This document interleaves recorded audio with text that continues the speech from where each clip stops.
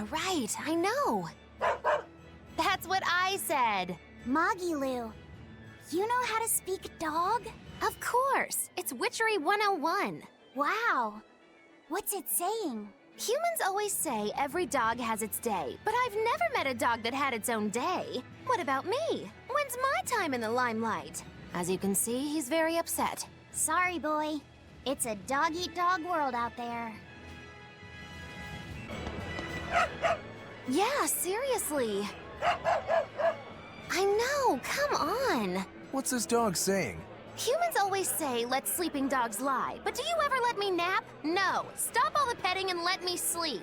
I mean, come on. Practice what you preach. That's what I always say. You humans are all bark and no bite. As you can see, she has a lot of criticism for the systematic injustices practiced by a hypocritical and tyrannical human society.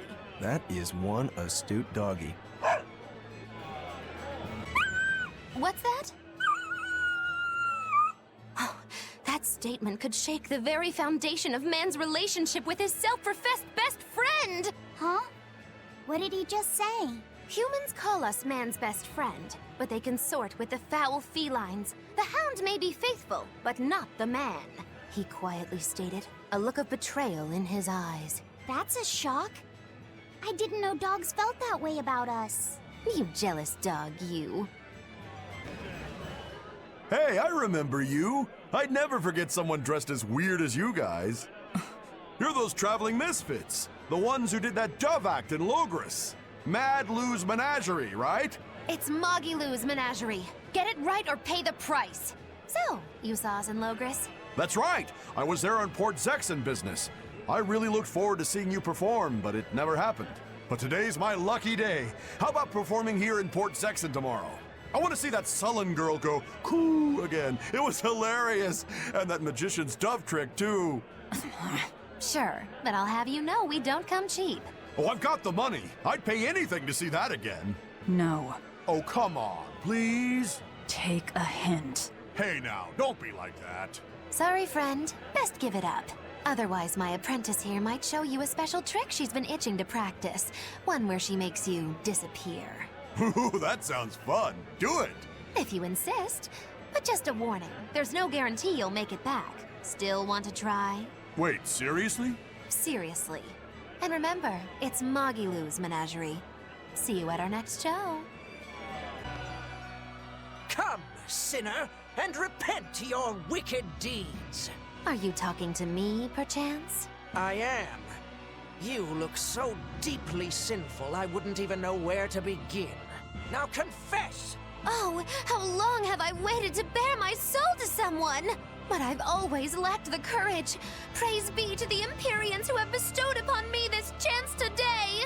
Ah, your devotion to the Empyreans is most... No! It is you who has captured my devotion, my darling!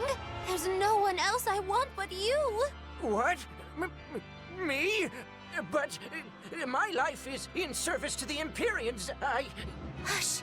I want you to look at me the way I look at you! Hold me, darling! Smother me in your embrace! I don't... Those were the kind of lines I read in a romance novel. It wasn't even that exciting a book. I wasted so many hours with that piece of trash. Please, forgive me for not putting myself to better use.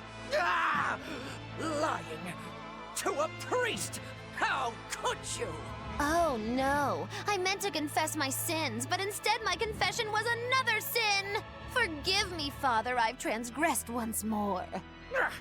I don't want to forgive you!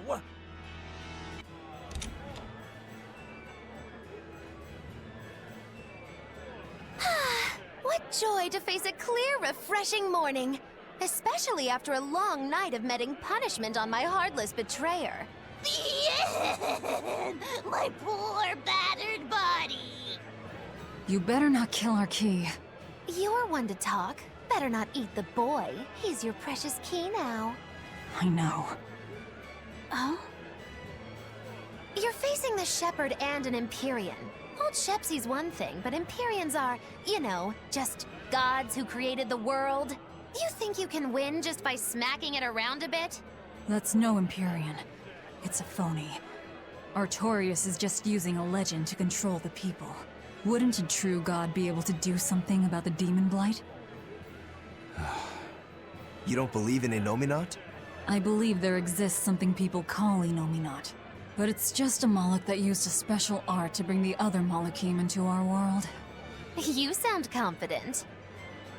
I witnessed it 3 years ago. Well, if it's not actually a god we're against, we just might stand a chance. Of course we do. And ultimately, our target is Artorias.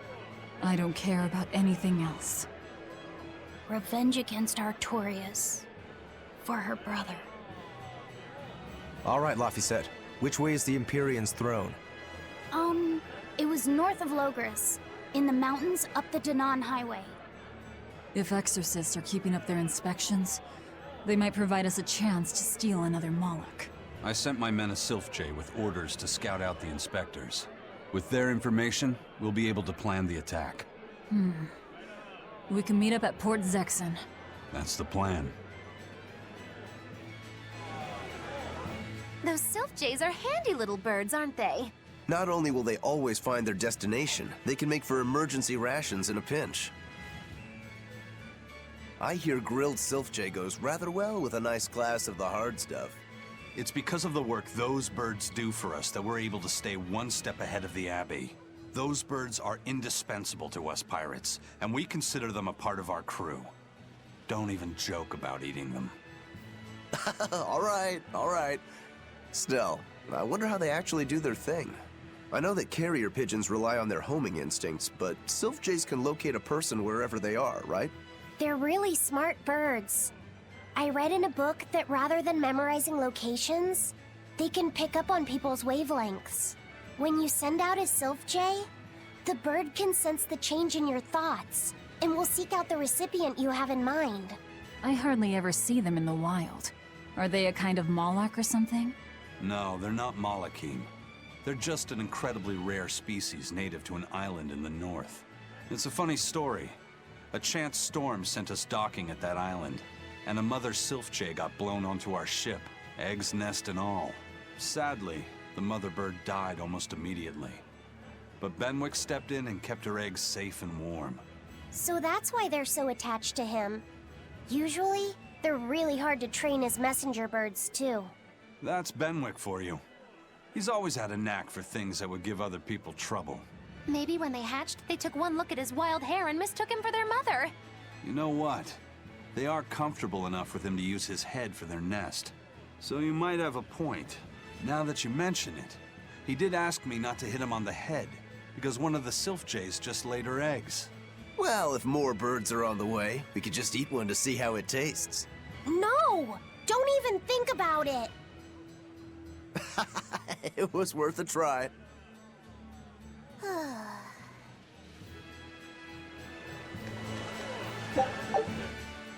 Hello again! I'm Bienfu, a Moloch. Nice to meet you all. Just so you know, I'm a greater Moloch. You're a greater Moloch too, Laphicet. I'm sure we'll get along great. I'm classified as a greater Moloch? That should be no surprise. You've got a lot of power, despite your appearance. You're a greater Moloch too, aren't you, Eisen? So I've been told, but I can't say I care for measures made by folks who tether my kind. I didn't know that's what it was. I'm sorry. No, don't worry about it.